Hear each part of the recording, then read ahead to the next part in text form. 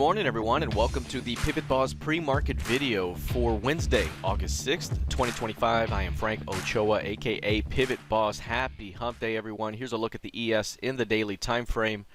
Right now, we have a bit of a fade after the previous sessions move lower, and that's kind of what we were expecting the day before. If we find any kind of rejection here at the highs, if we take out the previous week's midpoint at 63.54, that was going to open up a return back toward the previous session's midpoint.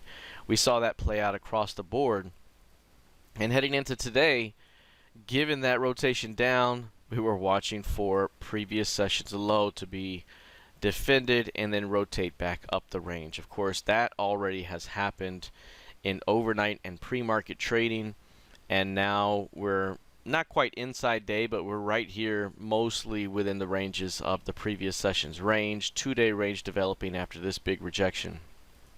Now, is this pullback going to be another buying opportunity, or is this the actual failure point? Again, we have this great uptrending channel that continues to play out. This 2-day pullback here came right back to the midpoint very quickly, getting ourselves a new key range up here. Do we build a little energy up here and then force our way higher yet again, or do bulls finally fail to hold the 6200 edge? Because a failure to hold 6200 rotates you back to 6000 and then perhaps as deep as that 5800 level right there, just for a one market structure pullback. So again, 6200 very important here from the swing perspective. If bulls continue to keep that area bid, we may have a shot to go higher. As of right now, day one rejection here, big impulse move down, key range here, and now we may see a shot to go test these lows. We could see a shot to go test the highs as we are now within that key range. So we got to let it play out just a little bit here as we build additional energy for the next move. Looking at the NQ, similar price action here, pullback, midpoint bounce, got the key range yesterday, watching the previous session's high, watching that box reversal. Any failure through 300 was going to open up a rotation back to the mid, and we got that perfect move exactly back to the mid. Today, holding now on a failed new low back up.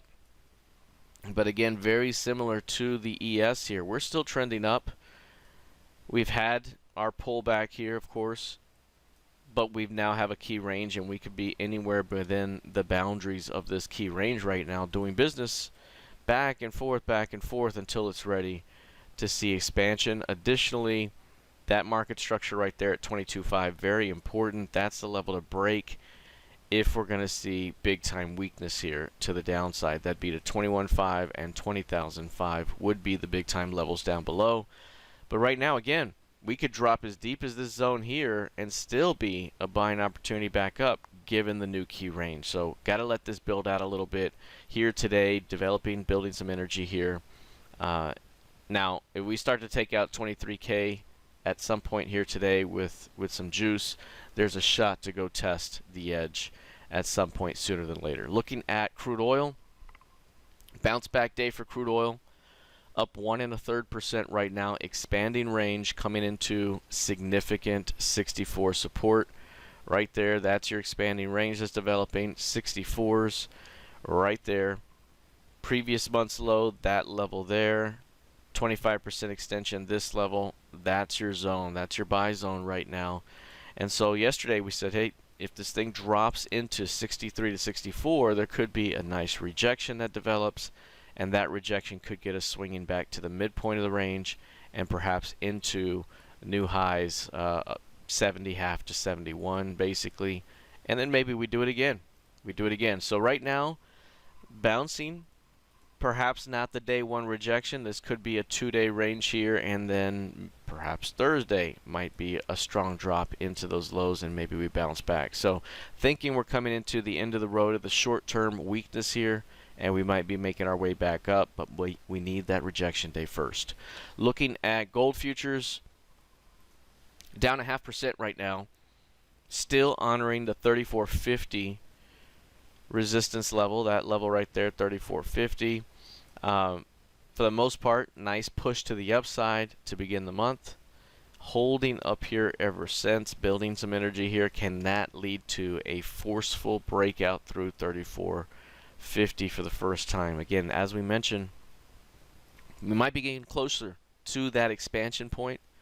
Getting closer to that expansion point, 500 point back in, enough sideways here, but we need a big time transition day through 3450 and beyond 3500, really, by the end of the day. If we can do that, it really opens up some upside up ahead. If not, back down we go, perhaps as low as 3300, and we're back between this 500 point range. So watching this edge very, very closely here for gold. Looking at the YM, this one here up about 1/4%. The previous session here, this one dropped off the high back toward the mid. Didn't quite get the mid, but dropped toward it and then bounced late in the day. This one here now holding at the 2-day highs after this rotation to the upside. And if you look at the uptrending nature of this market, it has perhaps another 3,000 point move coming. And that 3,000 point move could easily be to the upside again. And from the recent lows of 43,500 here, add 3,000 points, you're looking at 46,500 to the upside from that low rotation. And it's basically like this move going here, or this move going here, any of these pullbacks here, and now we got this one. Do we get that 3,000 point move? If so, we go right there to R3, which is 46,500. So that's your 3,000 point move. Are we building for that next push to the upside after this compression, that compression, some of this? We might be looking at that next wave to the upside coming up. So it doesn't necessarily have to fail right away. If we did find some strong rejections here last week, especially in the YM, this one's had a 5-day pullback and got the midpoint at 44.4. So now we have ourselves a large key range, just like the others. We could come down here, trap and reverse. We could come up here, trap and reverse. And at some point, we could build enough energy to go push to the 100% extension. So right now, inside the range, key ranges across the board, ES, NQ, and YM. Looking at Bitcoin, up 0.5%. We talked about this one the same way. We talked about this one the same way as the YM. Uptrending price action right here at the 112 zone, as deep as 110, like right in this area. It's a do or die zone. Can we get going to the upside, or are we going to fail in that market structure and rotate back toward 98s? Which way is it going to go right now? So again, letting it play out this week could help decide how it plays out off that level. If this week is generally a little down into it, or to begin the month here, maybe next week can start to push it back up. We'll see. All right, looking at ETH, this one's up 0.8%. Right here, holding at 3,600. A little bit of a rounded behavior here. Also uptrending, also holding the 3,400 level. If we get a good rejection here between 32 and 34, does that lead to the next positive push to the upside? Are we going to 4,200? Are we going to 4,600? Remember, this thing has 600 point rotations, and so there's your 4,000. We can get through 4,000 on this next push. You're looking at 4,600 up ahead.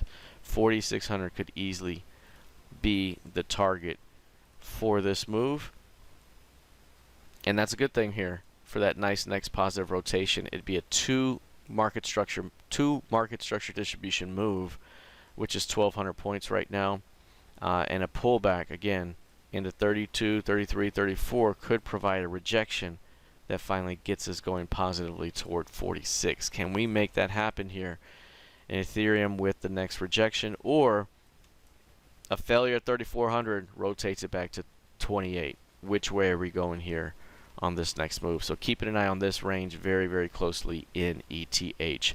All right, that is it for now. We'll see how this plays out heading into the rest of the session. Good luck, trade well, and I'll see you in the trading room. Take care.